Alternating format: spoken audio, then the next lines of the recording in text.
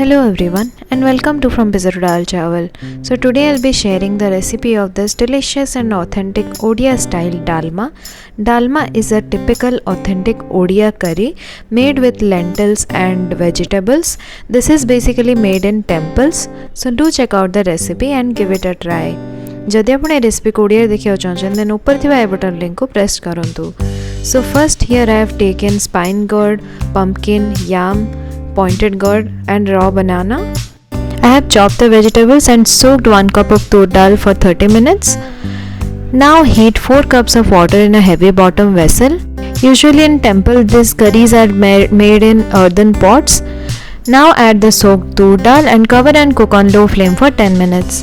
After 10 minutes add the chopped vegetables and then add salt as per taste, half teaspoon of turmeric powder. I am mixing it, but in temple they don't mix the curry or anything that they make. Then add 2 inch of ginger and 2 green chillies crushed, 2 bay leaves. Cover and cook for 10 more minutes. After 10 minutes our dal and vegetables are perfectly cooked now. Add handful of grated coconut and 1 teaspoon of jaggery.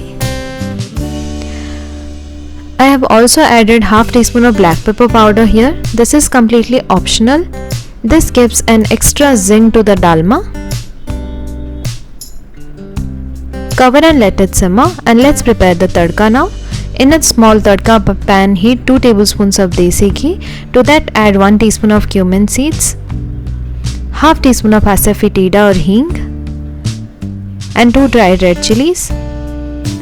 After this splatter, add this tadka to the dalma and instantly cover it. After 2 to 3 minutes, our aromatic dalma is ready.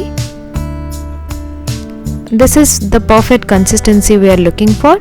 Now serve it hot with orwa orna or basmati rice. This tastes so good with basmati rice and this goes perfectly well.